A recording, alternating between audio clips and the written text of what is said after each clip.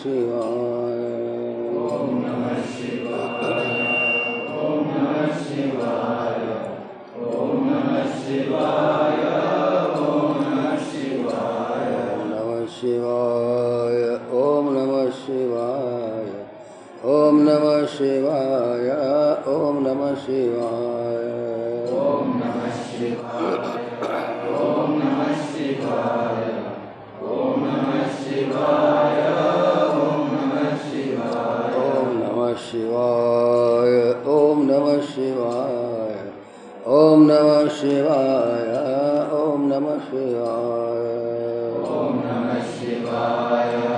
Om Namah Shivaya. Om Namah Shivaya. Om Namah Shivaya. Om Namo Narayana. Om Namo Narayana. Om Namo Narayana. Om Namo Narayana. Om Namo Narayana. Om Namo Narayana. Om Namo Narayana. Om Namo Narayana. Shri Krishnam Vande Jagadguru. Shri Krishnam Vande Jagadguru. Shri Krishnam Vande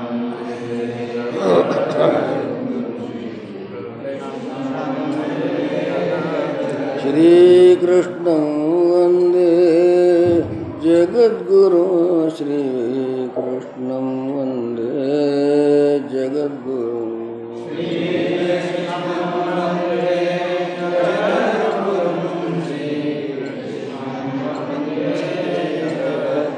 Shri Krishnam Vande Jagadguru. Shri Krishnam Vande Jagadguru. Shri Krishnam Vande Jagadguru. Shri Krishnam Vande Jagadguru.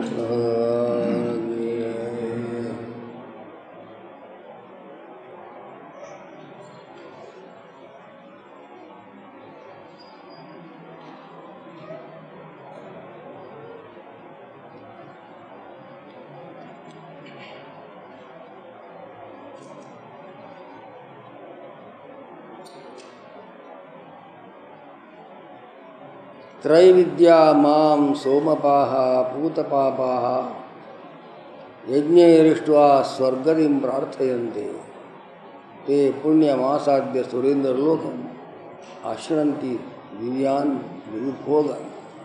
दिव्यभोगान्.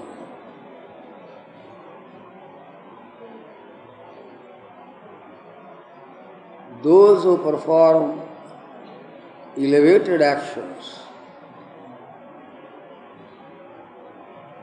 which is the meaning of good actions, raise themselves up to the heavenly region, and there for a long time enjoy the delight of the gods.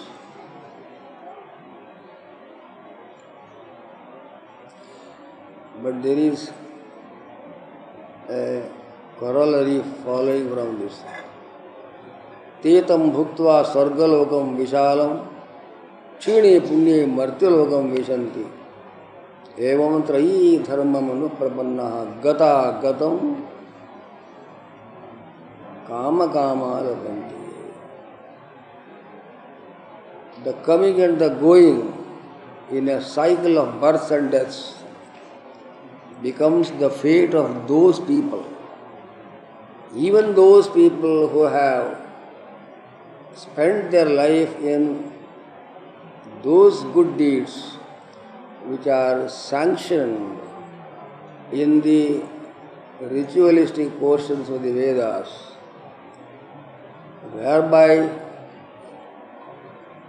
they appease the gods in heaven. Reaching heaven has been the longing of humanity throughout history. All religions speak of heaven. Sometimes heaven is considered even as the abode of the Creator Himself, as when we say God is in heaven. Here in these cited verses of the Bhagavad Gita, heaven is described in a different fashion altogether, not as the location of the Almighty, but as a region of enjoyment.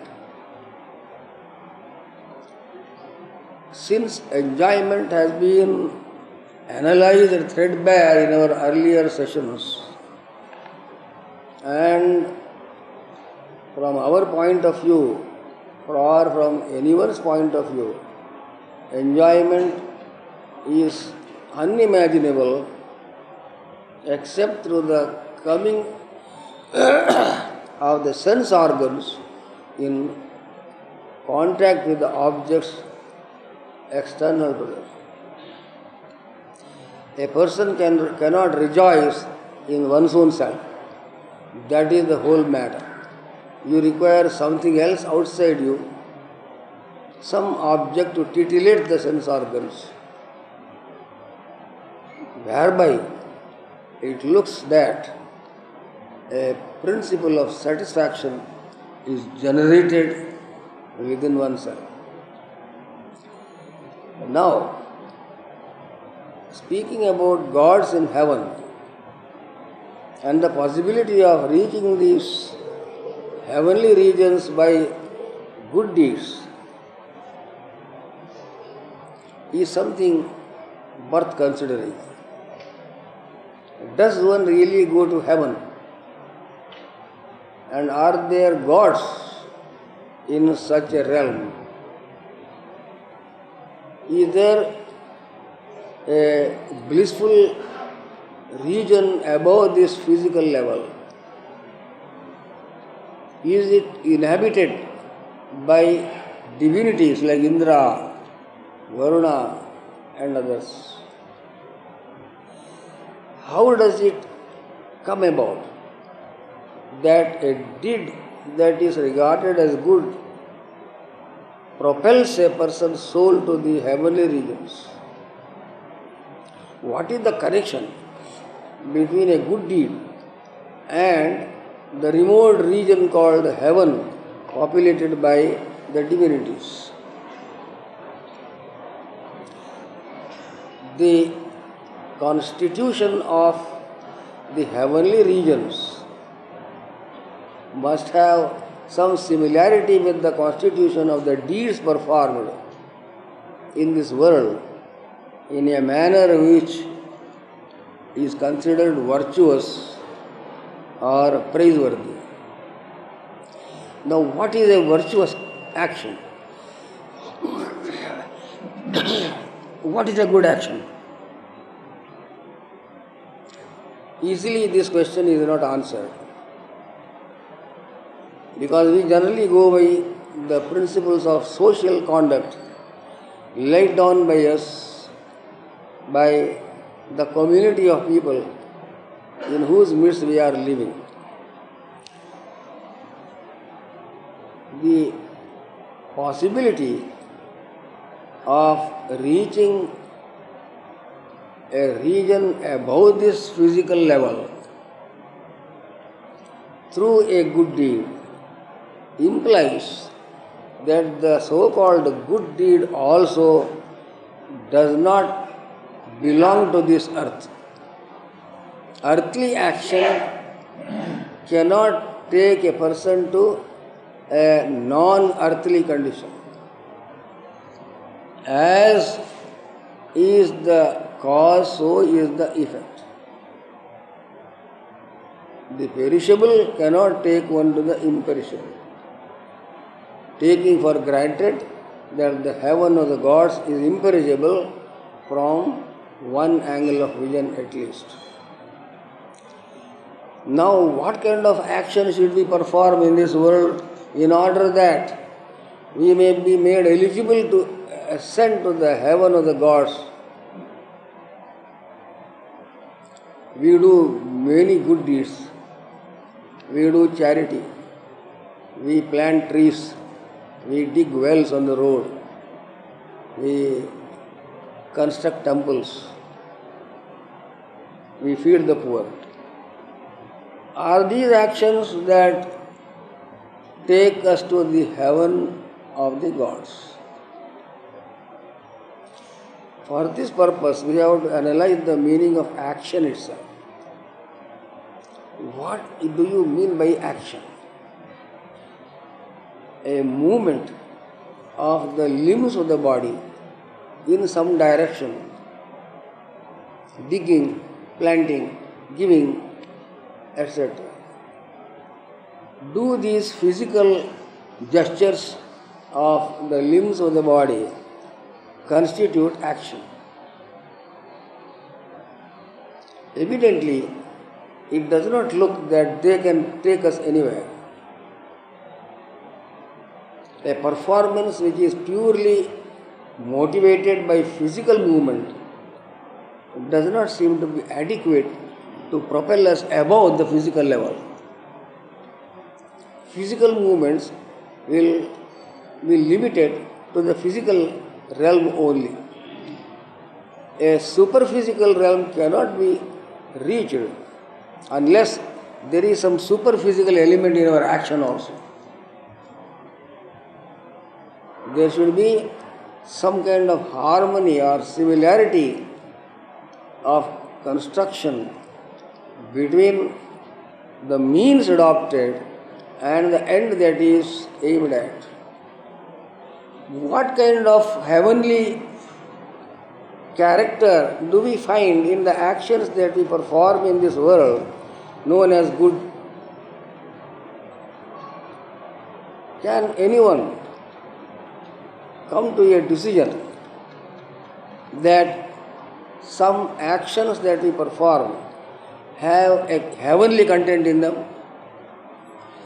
We will shudder to hear even a question raised of this kind.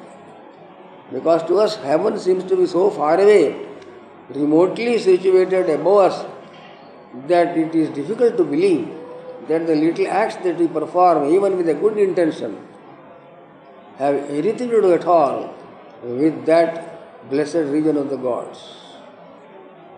What is the mystery behind this? Why does the scripture say that good deeds will take you to heaven and make you rejoice, like Indra, the chief of the gods, and so on? The goodness of an action, therefore, does not seem to be definable in terms of social sanction. It has to be sanctioned by the gods themselves.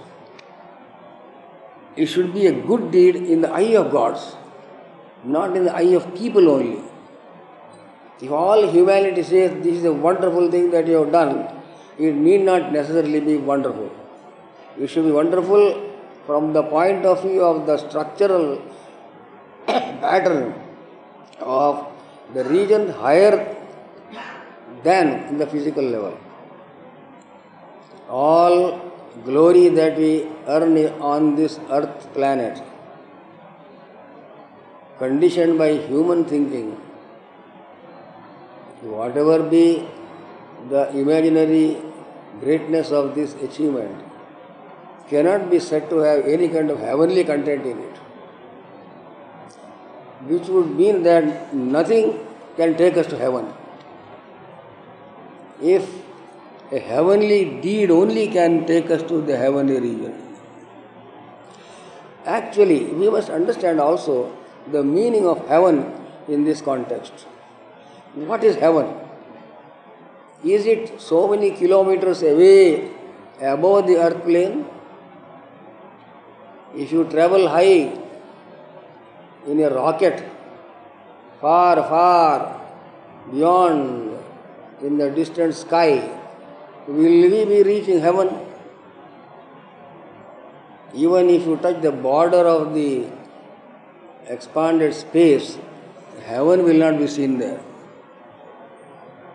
The reason is heaven is a state of consciousness. It is not placed physically above the physical earth. An elevated sensation arising from our own self, lifting us above our physical personality, a longing that arises from the depths of our soul, lifting us above our physical needs, a condition not easy to understand and appreciate, a longing that cannot be equated with anything that is available in this world, may be regarded as a heavenly longing.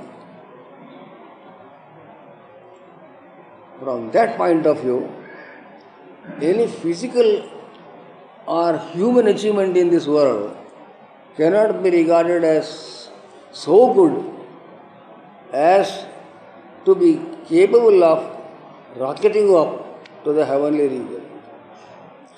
A non-physical operation should take place from within our own selves.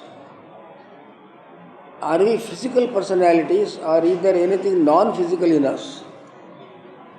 When we are enthused or in a state of intense rapture,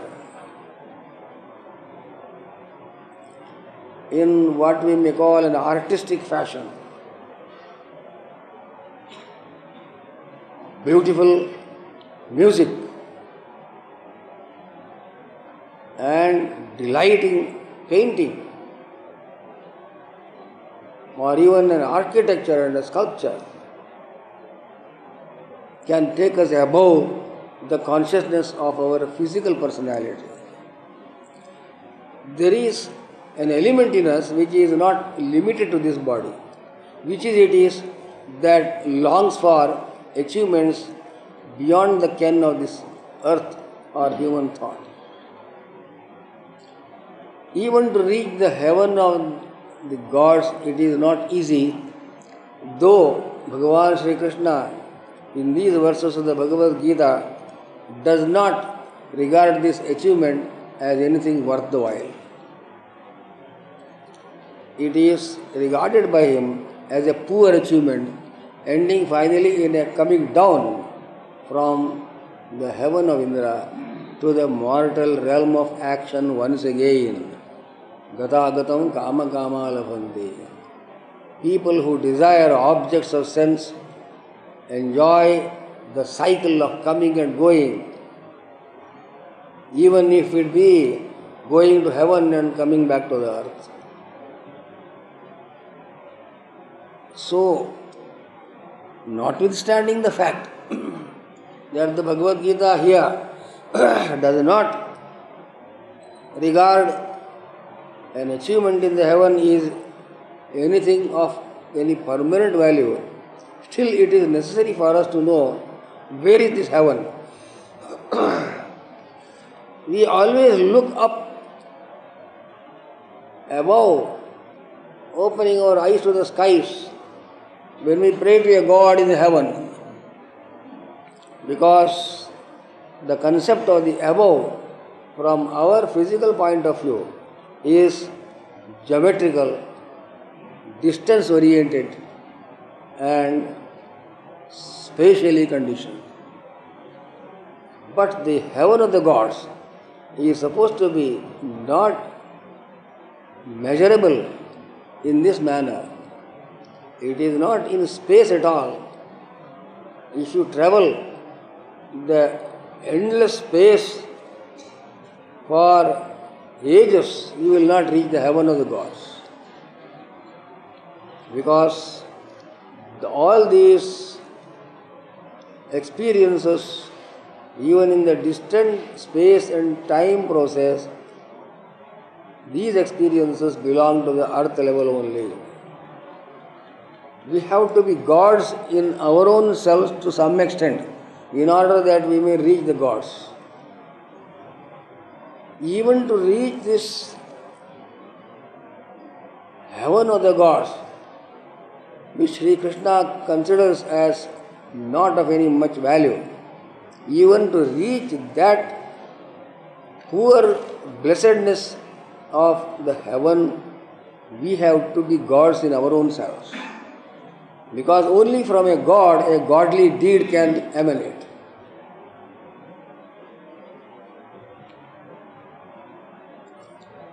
A thorny bush will not produce apples.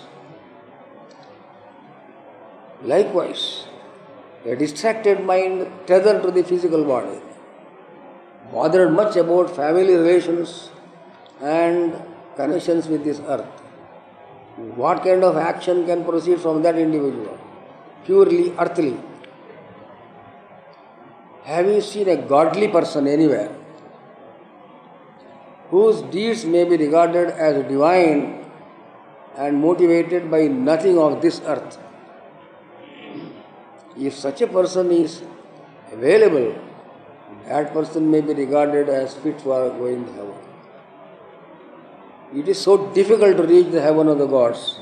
That is why the sacrificers of the Vedas take intense pain in performing these yajnas with meticulous care, because even a little mistake that they commit in the chanting of the mantra or the arrangement of the sacrificial altar will not be enough to push them up to the region above the world. Questions as to the utility, ultimate, of a sacrificial action in converting the mortal into the immortal are raised in the Brihadaranyaka Upanishad, where one of the opponents of Yajnavalkya put this question. Yajnavalkya is, as all actions are perishable, how will they take you to the imperishable? To that Yajnavalkya gives an answer. All actions are perishable indeed, but there is one type of action which is not perishable. What is that, Yajnavalkya? Generally, when we perform an action, we consider certain constituent factors like the performer of the action, the person concerned, the yajamana so called, the method adopted, the means employed in the performance of the yajna or the sacrifice, and the intention there is behind in the performance of the sacrifice itself. All these are done with an idea that this type of action will satisfy the divinity whose name is taken in the chanting of the mantra of the Veda. That divinity being far away above the earth plane cannot make this action immortal, though the divinity itself is immortal. What is the answer? Yajnavalkya. The answer is here. All action should be considered as a spiritual meditation. It is not a performance of an externalized movement by a person, but a total concept that arises in the performer of the action, wherein the divinity also is included. In which case, it would look that the action is performed by the divinity itself. The yajamana, the performer, gets transformed into the divine power present in the divinity worshipped or adored through the action. And the means, the instrument, and the intention all get divinized, because the meditation that is carried on together with the performance of this ajic yajna brings the divinity also into the purview of this action, so that one in this process of meditation cannot know who is actually performing the yajna and who is meditating. The divinity itself enters the heart and the soul of the performer or the yajamana and takes upon itself the responsibility of seeing that the yajna is perfectly conducted. It was difficult to understand what this answer is given by Yajnavalkya to Shakalya, the sage who put this question in the Brihadaranyaka Upanishad. However, here is a secret which has to be studied carefully. Heaven, therefore, is a region which is above the physical consciousness of humanity. Therefore, actions that are not limited to the physical consciousness of bodily individuality can alone take a person to the heavenly region. An intensely holy person only can aspire to go to the heavens. There was a sage called Vajasravas, as we have it in the Kathopanishad. He wanted to go to the heavens. He performed a yajna called Sarva Vedas, in which he had to give in charity everything that he had. He gave all the wealth, all the land and property, everything that he had to people, so that it appeared that nothing was left with him. He had to give everything, but he did not give everything, really speaking. He did not offer himself also, because in this sarvatva or all inclusiveness of the charitable deed, the performer also goes with it. So the egoism of the performer of the Sarvaveda sacrifice maintained itself. And the story is very interesting, as you know, in the Kathopanishad. Yet Sri Bhagavan Krishna says, all this achievement is nowhere before another great achievement that is ahead of you.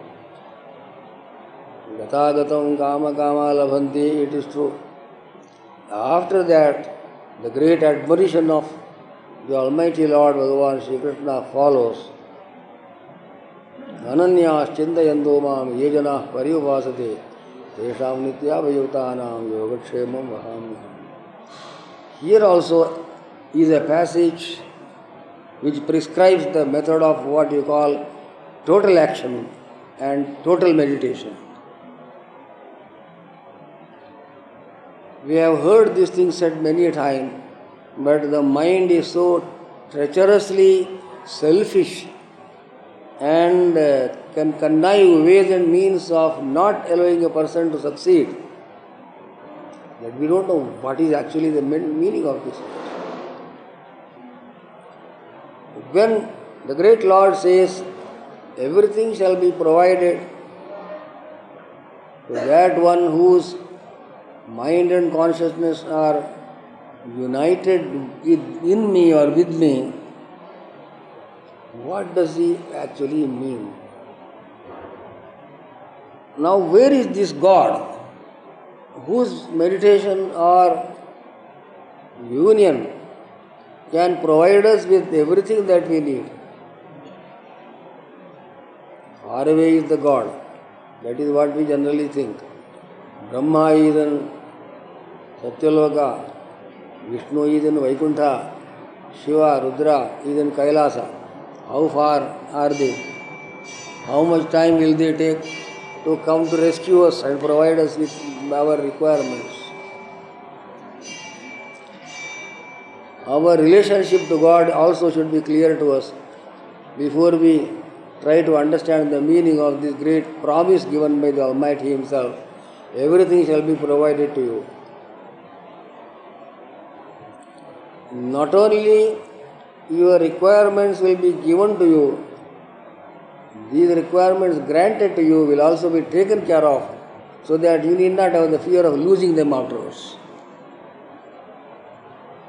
A gift is offered and it is also protected for your sake.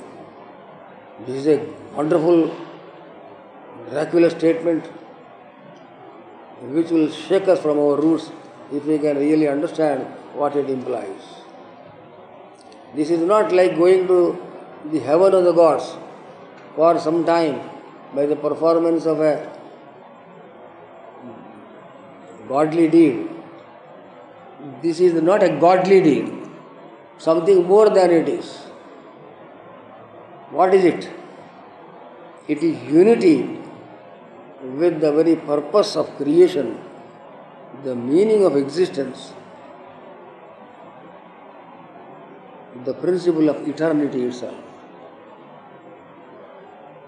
A shopkeeper may take time to supply your goods, sending it through a vehicle, a cart, but God does not take that time. Instantaneous is also a poor word to describe the way in which God acts. Because instantaneousness also has a tinge of the time process in it. Timeless action is God's action. It is done before you say it is done. You cannot even say it is just now or here itself. It is more than that.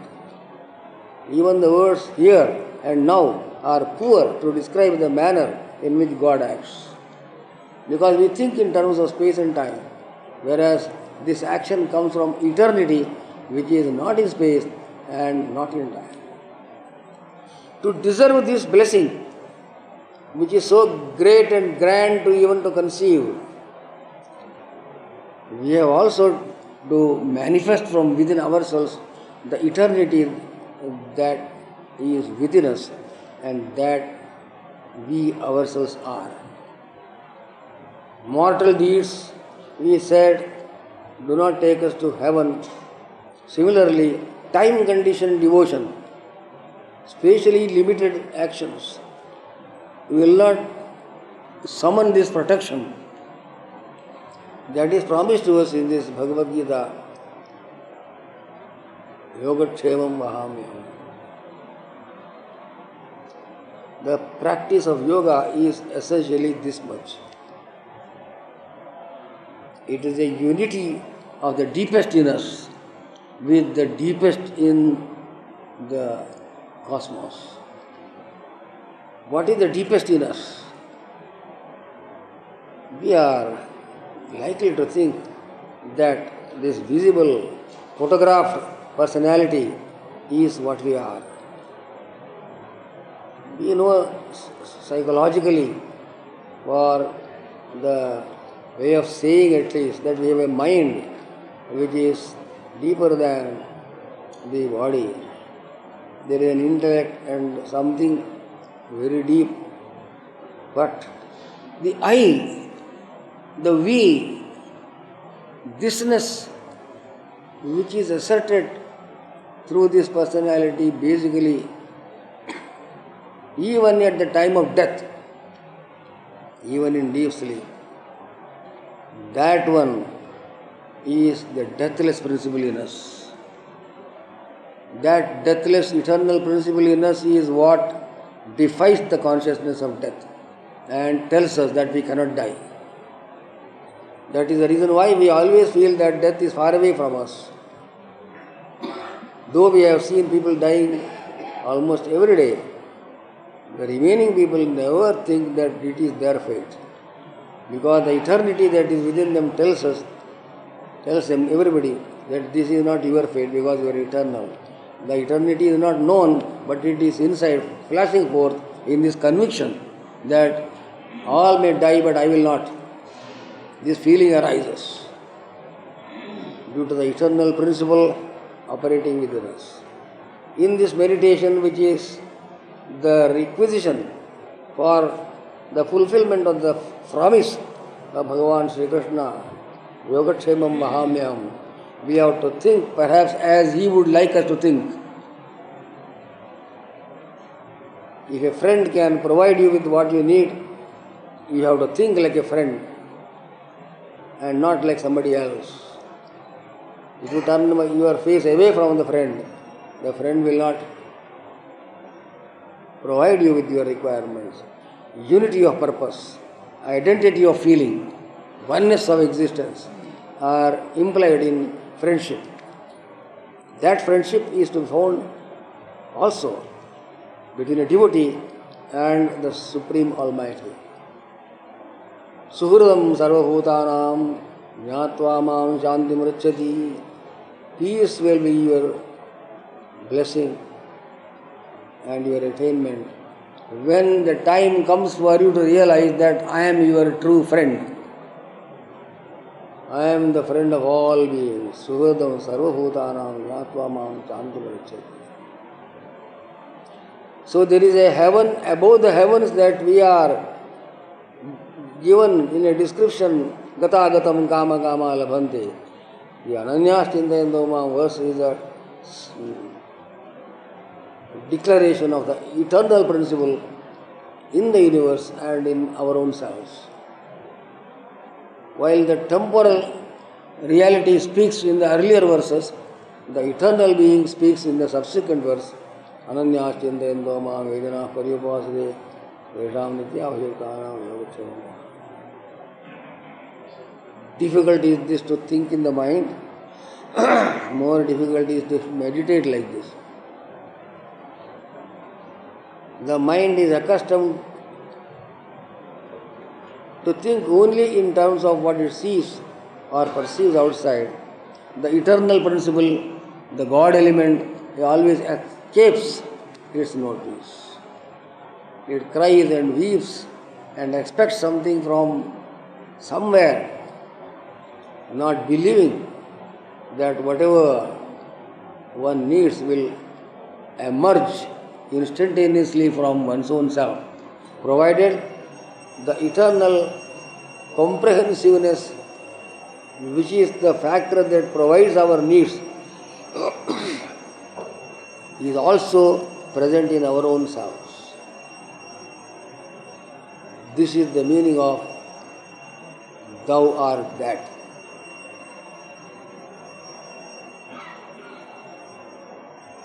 We have read this many times in Vedanta scriptures, but the art in the middle coming between thou and that spoils the whole thing. There is no art. You are. You do not use that word are. That connecting link, the verb, spoils the actual relationship between thou and that. Because there is no relationship at all between thou and that. The thou is the that, and vice versa is the case. In this Ananya Chintana mentioned in this verse, non-separate contemplation, all blessing is poured upon the person. This is the highest devotion, bhakti you can think of, highest yoga and jnana, by attaining which we do not live like mortals anymore, but veritable moving gods on this earth. We shall be our blessing. Hari Om Tat Sat.